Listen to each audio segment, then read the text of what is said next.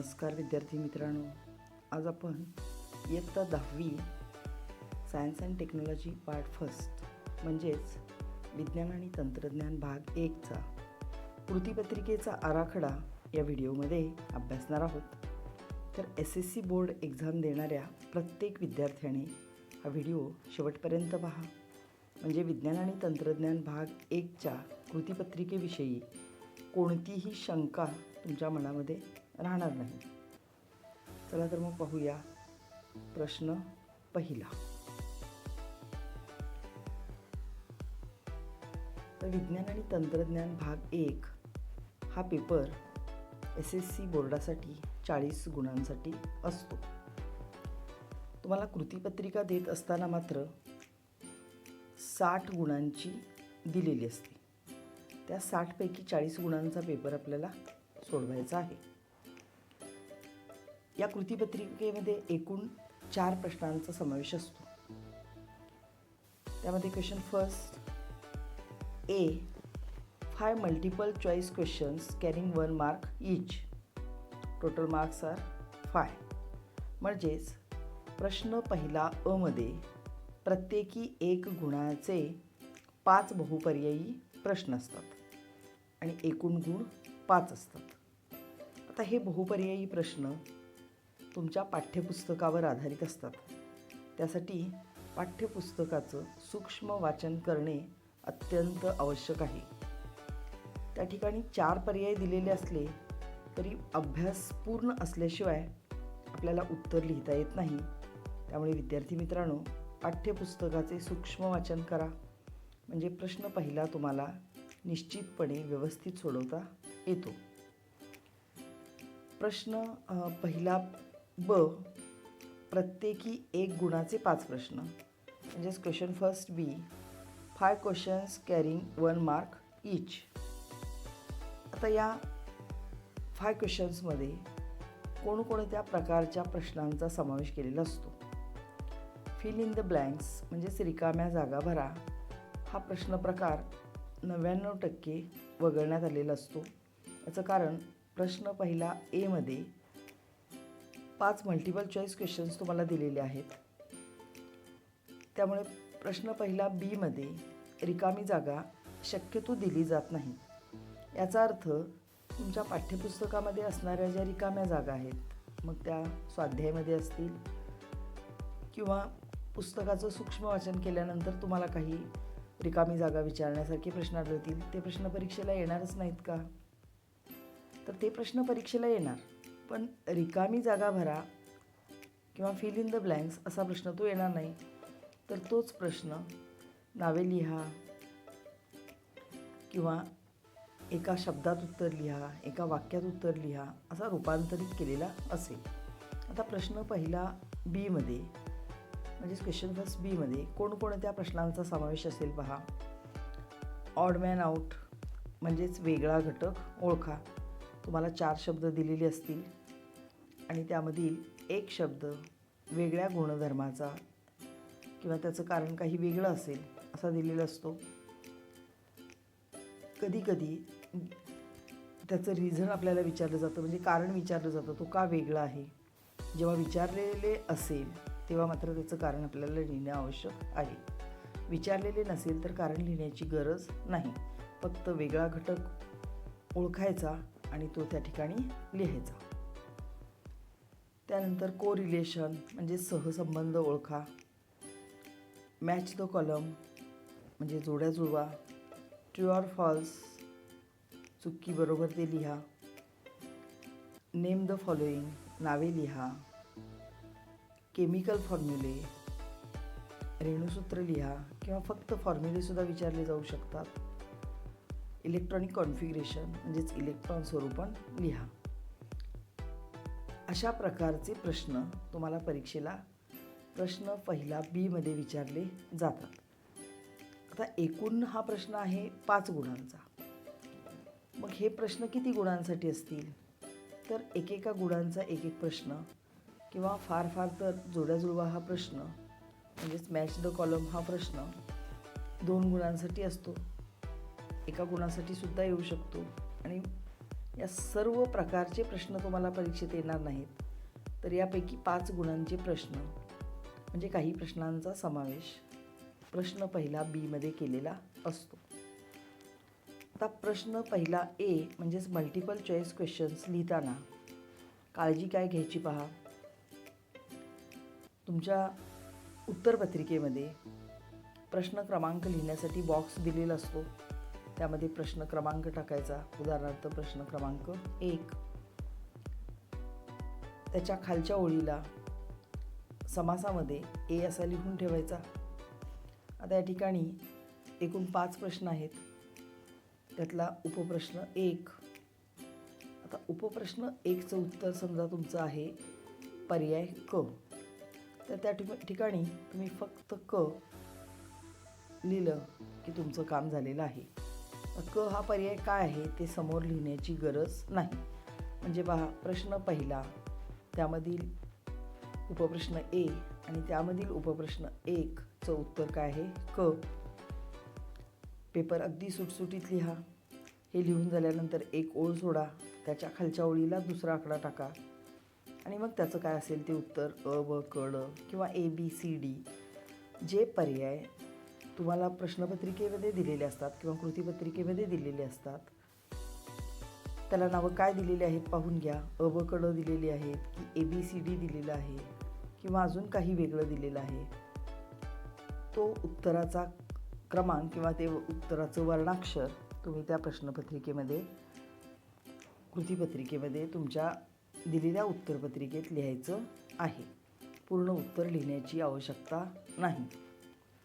तर अशा पद्धतीने प्रश्न पहिला ए 5 गुणांचा आणि प्रश्न पहिला बी 5 गुणांचा म्हणजे एकूण 10 गुणांचा प्रश्न हा तुम्हाला कंपल्सरी असतो. हा पूर्ण प्रश्न जर तुम्हाला सोडवता आला तर पूर्ण 10 गुण मिळतात. एखाद्या प्रश्नाचं उत्तर तुम्हाला लिहिता आलं नाही किंवा उत्तर चुकले तर तो मार्क आपला जातो, कारण हा प्रश्न कंपल्सरी आहे. तर हा झाला प्रश्न पहिला. त्यानंतर प्रश्न क्रमांक 2. आता प्रश्न क्रमांक 2मध्ये पहा, त्यामध्ये पण ए आणि बी असे 2 उपविभाग आहेत.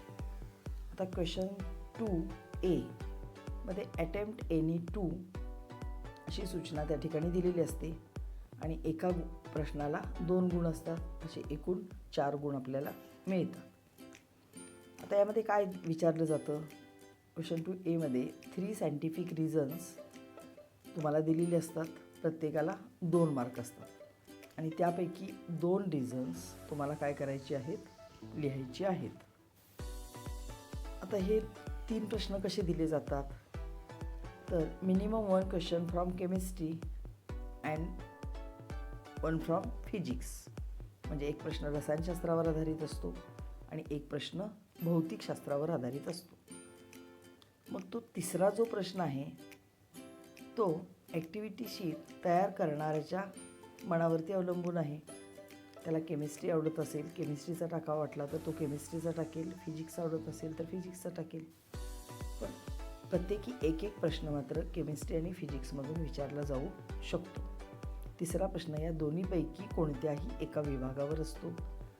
त्यामुळे तुम्हाला 2 प्रश्नांची उत्तरं लिहिण्यासाठी केमिस्ट्री आणि फिजिक्स या दोन्ही प्रकारच्या प्रकरणांमधून जेवढी गिव्ह रिझन म्हणजे शास्त्रीय कारणे आहेत त्या सर्व शास्त्रीय कारणांचा अभ्यास करणे आवश्यक आहे. आता या शास्त्रीय कारणांची उत्तरं लिहिताना सुद्धा मुद्देसूद लिहायचे आहेत. म्हणजे कशी पहा, आपण पहिल्या प्रश्नाला पाहिलं त्याप्रमाणे जी चौकट दिलेली असते त्या चौकटीमध्ये प्रश्न क्रमांक 2, त्याच्या खालच्या ओळीला उपप्रश्न ए. आता उपप्रश्न ए मधील समजा तुम्हाला पहिल्या प्रश्नाचं उत्तर लिहायचं नाही किंवा तुम्हाला येत नाही, दुसऱ्या प्रश्नाचं उत्तर लिहायचं आहे, तर त्या ठिकाणी उपप्रश्न 2 तुम्ही टाकायचा आहे, 1 टाकायचा नाही. कारण तुम्ही उत्तर लिहिणार आहात दुसऱ्या प्रश्नाचे, त्यामुळे 2 क्रमांक टाकायचे. आणि मग दुसऱ्या प्रश्नाचं उत्तर लिहिताना हे सगळं तुम्ही समासामध्ये करायचं आहे. उत्तर लिहिताना तुम्ही मेन ॲन्सर ज्या ठिकाणी लिहिणार आहात, उत्तर ज्या ठिकाणी लिहिणार आहात तिथं पहिला पॉईंट टाकायचा, पॉईंटने उत्तर लिहायचं. तर हा पॉईंट समासामध्ये लिहायचा नाही, कारण हा आपण उत्तरामधला पॉईंट आहे. आणि मग तुमचं जो काही पहिला पॉईंट असेल तो या ठिकाणी लिहायचा. समजा त्याला 1-2 ओळी लागल्या, त्याच्या खालच्या ओळीला दुसरा पॉईंट टाकायचा. दुसरं जे तुमचं पॉईंटमधलं काही उत्तर असेल ते दुसऱ्या ओळीला लिहायचं आणि अशा पद्धतीने हे उत्तर पूर्ण करायचं.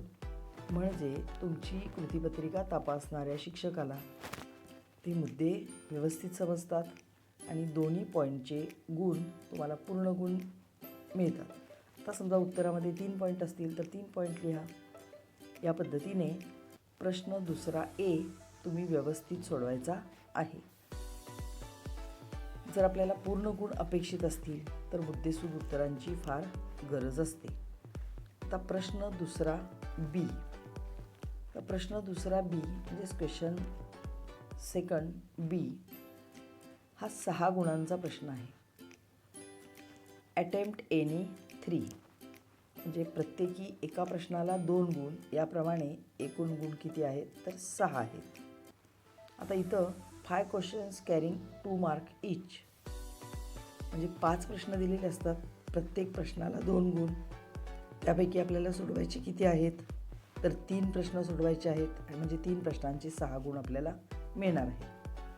आता क्वेश्चन सेकंड बी म्हणजेच प्रश्न दुसऱ्या बीमध्ये कोणकोणत्या प्रकारच्या प्रश्नांचा समावेश असू शकतो ते आपण पाहणार आहोत. न्यूमरिकल्स म्हणजेच गणितीय उदाहरणे. आता तुमच्या पुस्तकामध्ये उदाहरणं दिलेली आहेत, मग ती पाठाखालच्या स्वाध्यायामध्ये असतील किंवा सोडवलेली उदाहरणं असतील. तर प्रश्न दुसरा बीमध्ये जर उदाहरण विचारलेलं असेल तर ते छोटंसं उदाहरण विचारलेलं असतं, कारण फक्त 2च गुण आहेत या प्रश्नाला, एका प्रश्नाला 2 गुण आहेत. त्यामुळे सोडवलेली उदाहरणेसुद्धा तुम्ही अभ्यासा, त्यामधील उदाहरणसुद्धा तुम्हाला परीक्षेला येऊ शकतं. आता उदाहरण सोडवत असताना सूत्र लिहिणे अत्यंत आवश्यक आहे, म्हणजेच फॉर्म्युला लिहिणे अत्यंत आवश्यक आहे. त्याच्यासाठी अर्धा गुण राखून ठेवलेला असतो. त्यानंतर दिलेल्या किमती सूत्रामध्ये ठेवायच्या, ते उदाहरण सोडवायचं. शेवटी उत्तर म्हणजेच ॲन्सर लिहायचं, कारण ॲन्सर लिहायला सुद्धा अर्धा मार्क राखून ठेवलेला असतो. उत्तर तर आपण काढलेलं असतं, ते फक्त लिहायचं असतं खाली उत्तर जे काही आले असेल ते. त्या उत्तराला जे एकक असेल ते त्या एककालाही अर्धा मार्क असतो, त्यामुळे ते एककसुद्धा लिहिणं आवश्यक आहे. हा प्रश्न शक्यतो प्रश्न तिसऱ्यामध्ये गणिती उदाहरण किंवा न्यूमरिकल हा प्रश्न शक्यतो तिसऱ्या प्रश्नामध्ये विचारला जातो, परंतु जर छोटं उदाहरण असेल तर ते दुसऱ्या प्रश्नामध्ये सुद्धा विचारता येते. त्यानंतर लॉज म्हणजेच नियम, डेफिनेशन म्हणजे व्याख्या, युनिट्स फक्त एककसुद्धा विचारलं जाऊ शकतं. उदाहरणार्थ शक्ती मोजण्याचं, पॉवर मोजण्याचं एकक कोणते, असा 1 मार्काचा प्रश्न तुम्हाला येऊ शकतो. आता या ठिकाणी हा प्रश्न 2 मार्कांचा आहे, मग 1 मार्काचा प्रश्न कसा येईल आपल्याला तर छोटे छोटे 2 प्रश्न एकत्र करून दिले जातात. म्हणजे पुढील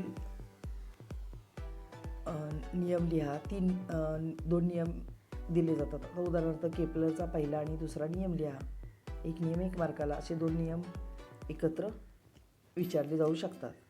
किंवा 2 राशींची युनिट्स म्हणजेच 2 राशींची एकके विचारली जाऊ शकतात आणि मग त्या 2 एककांना 2 मार्क दिले जातात. त्यानंतर फॉर्म्युला म्हणजे सूत्र, केमिकल फॉर्म्युले म्हणजेच रेणुसूत्रे लिहा, राईट नोट ऑन म्हणजेच टिपा लिहा, किंवा केमिकल बॅलन्स्ड केमिकल इक्वेशन रासायनिक समीकरणे संतुलित करा. मग समीकरण दिलेलं असेल आणि तुम्हाला ते संतुलित करायला सांगितलं असेल किंवा स्पष्टीकरण दिलं असेल आणि समीकरण तुम्हाला लिहायला सांगितलेलं असेल, कोणत्याही प्रकारे तो प्रश्न विचारला जाऊ शकतो. त्यानंतर डिस्टिंग्विश बिटवीन म्हणजेच काय तर फरक स्पष्ट करा. आता या प्रश्नामध्ये फरक स्पष्ट करा हा प्रश्न असेल तर कमीत कमी 2-2 मुद्दे लिहिणे अपेक्षित आहे. आणि फरक स्पष्ट करा हा प्रश्न लिहिताना समजा वस्तुमान आणि वजन यामधील फरक तुम्हाला विचारलेला आहे, तर या ठिकाणी पॉईंट ए वस्तुमानाचा लिहिला की त्याच्याशी संबंधित पॉईंट तुम्ही वजनाचा लिहायचा आहे. म्हणजे वस्तुमानाचे एकक लिहिले तर वजनाचे सुद्धा एकक पाहिजे, वस्तुमानाची व्याख्या लिहिली तर वजनाची सुद्धा व्याख्या लिहिणं अपेक्षित आहे. म्हणजे दोन्ही जे पॉईंट दोन्ही बाजूचे जे तुम्ही पॉईंट लिहिणार आहात ते पॉईंट एकमेकाशी संबंधित असायला हवेत. त्यानंतर प्रॉपर्टीज, कॅरेक्टरिस्टिक्स, युजेस म्हणजेच गुणधर्म, वैशिष्ट्ये, उपयोग तुम्हाला विचारले जाऊ शकतात. त्यानंतर क्वेश्चन्स बेस्ड ऑन एक्झाम्पल्स, उदाहरणावर आधारित प्रश्न तुम्हाला विचारले जाऊ शकतात. डायग्रॅमवर आधारित प्रश्न विचारले जाऊ शकतात, म्हणजेच आकृतीवर आधारित प्रश्न. फ्लो चार्ट विचारला जाऊ शकतो किंवा आयुपॅक नाव लिहा विचारला जाऊ शकतो किंवा एक तक्ता दिलेला असेल तो तक्ता पूर्ण करा. उदाहरणार्थ एखादी समजातीय श्रेणी असेल किंवा आयुपॅक नेम, सामान्य नाव दिलेलं असेल, कॉमन नेम दिलेलं असेल, आयुपॅक नेम लिहायला सांगितलेलं असेल किंवा स्ट्रक्चर ड्रॉ करायला सांगितलेले असतील. फॉर एक्झाम्पल मिथेन तुम्हाला दिलेलं आहे, मग मिथेन असं मराठीत किंवा इंग्लिशमध्ये मिथेन असं दिलेलं असेल किंवा त्याचा केमिकल फॉर्म्युला दिलेला असेल आणि तुम्हाला स्ट्रक्चर ड्रॉ करायला सांगितलेलं असेल. असे छोटे छोटे 2 प्रश्न एकत्र करून विचारले जाऊ शकतात. किंवा थोडक्यात उत्तरे लिहा असा एक प्रश्नसुद्धा 2 मार्कांचा तुम्हाला विचारला जाऊ शकतो. तर अशा विविध प्रश्नांचा समावेश या प्रश्न दुसऱ्या बीमध्ये केलेला असतो. त्यापैकी 3 प्रश्न सोडवायचे आहेत. 5 प्रश्न दिलेले असतात. 3 प्रश्न सोडवायचे आहेत आणि तुम्हाला 6 गुण मिळणार आहेत. चला पाहूया प्रश्न क्रमांक 3. आता प्रश्न क्रमांक 3मध्ये अटेम्प्ट एनी 5 कोणतेही 5 प्रश्न सोडवा अशी सूचना आपल्याला दिलेली असते. या ठिकाणी एकूण प्रश्न असतात 8. त्या 8 पैकी 5 प्रश्न आपल्याला सोडवायचे आहेत आणि एका प्रश्नाला 3 गुण असा 15 गुणांचा मोठा तिसरा प्रश्न असतो. प्रश्न क्रमांक 3मध्ये सामान्य मुलाचा विचार करून प्रश्न विचारलेले असतात. त्यामुळे या प्रश्नामध्ये जास्तीत जास्त गुण बऱ्याच विद्यार्थ्यांना मिळतात. आता प्रश्न तिसऱ्यामध्ये कोणकोणत्या प्रकारचे प्रश्न असतात. आपण जे प्रश्न दुसरा बीमध्ये पाहिले त्याच प्रकारचे प्रश्न तिसऱ्यामध्ये असतात. आता फरक काय असतो? प्रश्न दुसरा बी हा प्रत्येकी 2 गुणांचे प्रश्न असतात आणि प्रश्न तिसऱ्यामध्ये ए आणि बी असा उपप्रश्न नसतो, एकच प्रश्न असतो आणि प्रत्येकी 3 गुणांचे प्रश्न असतात. 3 गुणांचे प्रश्न असल्यामुळे प्रश्न थोडासा मोठ्या स्वरूपात विचारला जातो. किंवा एखादी व्याख्या लिहा, मग 3 व्याख्या एकत्र दिलेल्या असतील. नियम लिहा, 3 नियम एकत्र दिलेले असतील. आता उदाहरणार्थ केपलरचे नियम लिहा, 3 नियम आहेत, ते 3 नियम एकत्र असतील. किंवा दुसरे 3 नियम एकत्र करून दिले जातील. उदाहरणार्थ डोबेनायनरच्या त्रिकांचा नियम, डोबेनायनर्स लॉज ऑफ ट्रायड, किंवा न्यूलँडच्या अष्टकाचा नियम, Newlands laws of octave, Newton's law of gravitation, असे 3 नियम एकत्र करून तुम्हाला ते देऊ शकतात. किंवा 3 डेफिनेशन देऊ शकतात, 3 युनिट्स विचारू शकतात, 3 फॉर्म्युले विचारू शकतात. किंवा व्याख्या लिहा आणि उदाहरणाने स्पष्ट करा असा प्रश्न येऊ शकतो. केमिकल फॉर्म्युले विचारले जाऊ शकतात, म्हणजेच रासायनिक समीकरणे. टिपा लिहा प्रश्न. किंवा फरक स्पष्ट करा. आता या ठिकाणी फरक स्पष्ट करा म्हणजेच डिस्टिंग्विश बिटवीन देम असा प्रश्न असेल तर प्रत्येकी 3 मुद्दे, म्हणजे एका बाजूला 3 आणि दुसऱ्या बाजूला 3 मुद्दे, जसे आपण प्रश्न दुसरा बीमध्ये पाहिले तसे एकमेकाशी सुसंगत असे 3 मुद्दे असणे अपेक्षित आहे. नाहीतर एका बाजूला तुम्ही व्याख्या लिहिली, दुसऱ्या बाजूला त्याचं एकक लिहिलं किंवा उदाहरण लिहिलं असं चालणार नाही. तर इकडे व्याख्या लिहिली तर इकडे सुद्धा व्याख्या, म्हणजे दोन्हीकडे डेफिनेशन असली पाहिजे, दोन्हीकडे युनिट असलं पाहिजे. अशा स्वरूपात फरक स्पष्ट करा हा प्रश्न तुम्हाला 3 मार्कांसाठी सुद्धा विचारला जाऊ शकतो. आता न्यूमरिकल म्हणजेच गणितीय उदाहरण 3 मार्कांसाठी जर विचारलेलं असेल तर उदाहरण थोड्याशा मोठ्या स्वरूपाचं विचारलं जातं. तर जसं आपण प्रश्न दुसरा बीमध्ये पाहिलं, सूत्र, त्यानंतर सूत्रात किमती भरणे, ते सोडविणे, त्यानंतर त्याला एकक लिहिणे, उत्तर लिहिणे, ह्या सगळ्या मुद्द्यांचा समावेश आपल्या उदाहरणामध्ये झालेला असला पाहिजे. आणि स्टेप बाय स्टेप उदाहरण सोडवायचं, स्टेप कमी करायच्या नाहीत. एखादी स्टेप तुम्ही एक्स्ट्रा लिहिली म्हणजे गुणाकार 2 पॅऱ्यांमध्ये केला तरी चालतो, पण स्टेप जर तुम्ही एखादी गाळली आणि त्या स्टेपसाठी SSC बोर्डाने मार्क राखून ठेवलेले असतील तर ते तुमचे मार्क्स जाण्याची शक्यता असते.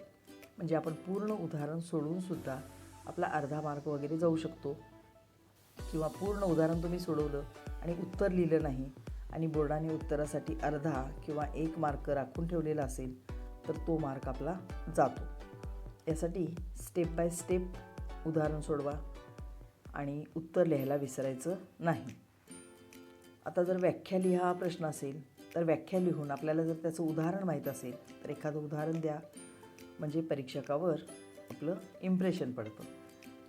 त्यानंतर काय घडेल हा प्रश्न तुम्हाला त्यामध्ये विचारला जाऊ शकतो. परिणाम लिहा किंवा फ्लो चार्ट दिलेला असेल त्या फ्लो चार्टवर आधारित प्रश्नांची उत्तरं तुम्हाला विचारली जाऊ शकतात. तुम्हाला परीक्षेला लँग्वेजला जसा पॅरेग्राफ आणि त्याच्यावर प्रश्न असतात तसा पॅरेग्राफसुद्धा सायन्सच्या पेपरमध्ये येऊ शकतो आणि मग त्या पॅरेग्राफवर प्रश्न विचारलेले असतील तर विद्यार्थी मित्रांनो, पॅरेग्राफमध्ये प्रश्नांची सरळ सरळ उत्तरे नसतात, तर आपल्याला ती उत्तरं तयार करावी लागतात.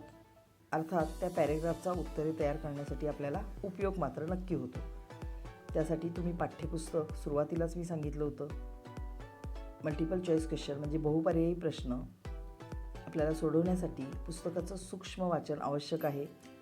त्याप्रमाणे पुस्तक आपण वाचलेलं असेल तर मग दिलेल्या पॅरेग्राफवर किंवा एखादा ग्राफ दिलेला असेल, आलेख दिलेला असेल, त्याच्यावरती जे प्रश्न विचारलेले आहेत त्या प्रश्नांची उत्तरे आपण नीट लिहू शकतो. त्यानंतर IUPAC नावं लिहा, IUPAC नेम्स विचारलेले असू शकतात आणि मग 3 IUPAC नेम एकत्र करून तुम्हाला दिलेले असतील आणि मग त्यांचं IUPAC नेम लिहिलं की तुम्हाला मार्क मिळतील. किंवा समजातीय श्रेणी म्हणजे 3 छोटे छोटे प्रश्न एकत्र करूनही या प्रश्नामध्ये दिले जाऊ शकतात, किंवा एकच 3 मार्काचा प्रश्न उत्तर लिहा, थोडक्यात उत्तर लिहा किंवा ॲन्सर द फॉलोइंग असा तुम्हाला विचारलं जाऊ शकतो. तर अशा विविध प्रश्नांचा समावेश प्रश्न क्रमांक 3मध्ये केलेला असतो. आता 8 प्रश्न असतात, त्यापैकी 5 प्रश्न आपल्याला कंपल्सरी सोडवणे आवश्यक आहे. त्यानंतर शेवटचा प्रश्न क्वेश्चन 4 म्हणजेच प्रश्न 4. आता याच्यामध्ये एनी वन अशी सूचना दिलेली असते, म्हणजे कोणताही एक उपप्रश्न सोडवा. तर प्रश्न 2 असतात आणि त्या प्रश्नाला 5 गुण असतात. तर 5 गुणांचे 2 प्रश्न दिलेले असतात आणि त्यातला एक प्रश्न तुम्हाला सोडवायचा असतो. आता हे 2 प्रश्न कसे असतात, 1 question from chemistry and 1 from physics. म्हणजे एक प्रश्न असतो रसायनशास्त्रावर आधारित आणि दुसरा प्रश्न असतो भौतिकशास्त्रावरती आधारित. तर कंपल्सरी एक रसायनशास्त्र आणि एक भौतिकशास्त्राचा प्रश्न असतो. बहुतांश वेळा 5व्या प्रश्नामध्ये एक प्रश्न डिस्क्रिप्टिव्ह असतो, ज्याचं पॅरेग्राफने उत्तर येतं, आणि एक प्रश्न तुम्हाला ऑब्जेक्टिव्ह टाईप दिलेला असतो, म्हणजे त्यामध्ये 3, 4 किंवा 5 असे छोटे छोटे प्रश्न दिलेले असतात. जर तुम्हाला दोन्ही प्रश्नांची उत्तरे येत असतील तर प्रश्न निवडत असताना ऑब्जेक्टिव्ह टाईप जो प्रश्न दिलेला असतो, म्हणजे 1-1 किंवा मध्ये एखादा 2 गुणांचा परत 1 गुणांचा असा जर प्रश्न दिलेला असेल तर हा प्रश्न तुम्ही चॉईस करायचा आहे. याचं कारण डिस्क्रिप्टिव्ह प्रश्नाचं उत्तर तुम्ही कितीही तंतोतंत बरोबर लिहिलं तर एखादा पॉईंट राहिला तर त्यामध्ये अर्धा मार्क वगैरे आपला कट करण्याची संधी परीक्षकाला मिळते.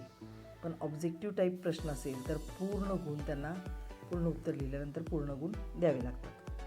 असा एकूण 40 गुणांची कृतीपत्रिका आपल्याला सोडवायची आहे. तर प्रश्न पहिला 10 गुणांसाठी, प्रश्न दुसरा 10 गुणांसाठी, प्रश्न तिसरा 15 गुणांसाठी आणि प्रश्न चौथा 5 गुणांसाठी असा एकूण 40 गुणांचा पेपर आपल्याला सोडवायचा आहे. तर सायन्सचा पेपर म्हणजे विज्ञानाचा पेपर हा वस्तुनिष्ठ म्हणजेच ऑब्जेक्टिव्ह प्रश्नांवरती बराचसा आधारित असतो. त्यामुळे उत्तरे लिहिण्यासाठी फारसा वेळ लागत नाही. त्यामुळे प्रश्न दुसरा, प्रश्न तिसरा किंवा प्रश्न चौथ्यामध्ये जर तुम्हाला दोन्ही प्रश्न येत असतील किंवा आणखी काही जास्त प्रश्नांची उत्तरं तुम्हाला येत असतील तर प्रश्नपत्रिका आपल्याला जेवढी सोडवायची आहे ती सोडवून झाल्यानंतर तुम्ही जादा प्रश्न सोडवायला काहीही हरकत नाही. म्हणजे आपण लिहित असताना जर आपल्याकडून एखादी चूक झालेली असेल तर आपल्याला पुढे सोडवलेल्या बरोबर प्रश्नांचे गुण मिळू शकतात. मात्र एक लक्षात घ्या, आता प्रश्न पहिला तुम्ही सोडवत असताना पूर्ण प्रश्न पहिला एकत्र सोडवायचा आहे. म्हणजे कसा, तर प्रश्न पहिला त्यामध्ये जे उपप्रश्न आहेत 5, 1, 2, 3, 4, 5 या 5 बहुपर्यायी प्रश्नांपैकी एखाद्या प्रश्नाचं उत्तर तुम्हाला येत नाही तरी ते 5 क्रमांक त्या ठिकाणी टाकून ठेवा. तुम्हाला जेव्हा उत्तर आठवेल किंवा शेवटी आठवलं तर तुम्ही शेवटी ते उत्तर तिथे लिहू शकता. मात्र त्यातले 4 प्रश्न एका ठिकाणी सोडवलेत आणि 5वा उपप्रश्न तुम्ही कुठल्या तरी दुसऱ्या पेजवर सोडवत आहात असं करू नका. कारण असं केल्यानं काय होतं, तर परीक्षकाला त्याचा त्रास होतो आणि परीक्षकाला त्रास होईल किंवा मार्क्स आपले ॲड करताना त्रास होईल अशी कोणतीही कृती आपण करायची नाही. समजा तुम्ही प्रश्न दुसरा सोडवत आहे. प्रश्न दुसरा सोडवत असताना प्रश्न दुसऱ्या एमध्ये तुम्हाला 2 प्रश्न सोडवायचे आहेत. समजा तुम्ही पहिला सोडवला, दुसरा सोडवला आणि तिसऱ्याही प्रश्नाचं उत्तर तुम्हाला येतं, तुम्ही लगेच तिथं सोडवत बसू नका, परंतु त्या ठिकाणी जागा शिल्लक ठेवा. समजा हे पेज पूर्ण भरलेलं आहे तर पुढील पेज शिल्लक ठेवा, कारण 20 पानी पेपर असतो, भरपूर जागा आपल्याकडे असतो. पुढील पेज शिल्लक ठेवा आणि पुढच्या नवीन पानावरती तुम्ही प्रश्न दुसरा बी चालू करा. म्हणजे पूर्ण पेपर झाल्यानंतर तुम्हाला जर वेळ शिल्लक राहिला तर तो जागा जो तुम्ही शिल्लक ठेवलेला आहे तिथे 3 क्रमांक टाकून तुम्ही त्या प्रश्नाचे उत्तर लिहू शकता. असं एकत्र प्रश्नांची उत्तरे लिहा, म्हणजे पेपर तपासणारालाही त्रास होत नाही. आणि जर आपला समजा पहिल्या दुसऱ्यामध्ये तुमचा एखादा पॉईंट राहिला असेल, त्याचा गुण कमी मिळाला असेल आणि हा तिसरा जर तुमचा बरोबर आला तर तुम्हाला त्याचे गुण पूर्ण मिळू शकतात आणि मग प्रश्न दुसऱ्याला एक्स्ट्रा म्हणून परीक्षक पहिल्या आणि तिसऱ्या प्रश्नाचे गुण तुमच्या पेपरमध्ये ॲड करू शकतो. तर अशा रीतीने हे 4ही प्रश्न तुम्हाला व्यवस्थित सोडवायचे आहेत, म्हणजे पूर्ण मार्क मिळायला कोणतीही अडचण येणार नाही. तर गणिताप्रमाणेच विज्ञानाच्या पेपरलासुद्धा पूर्ण 40पैकी 40 गुण तुम्हाला मिळू शकतात. अगदी 100पैकी 100 गुणसुद्धा सायन्सला मिळू शकतात तुम्हाला. त्यामुळे काहीही घाबरण्याची आवश्यकता नाही. तर अशा पद्धतीने पूर्ण प्रश्नपत्रिका व्यवस्थित सोडवा, म्हणजे तुम्हाला जास्तीत जास्त गुण मिळतील. तर सर्वांना परीक्षेसाठी शुभेच्छा. व्हिडिओ आवडला असेल तर लाईक, कमेंट आणि शेअर करा. थँक्यू.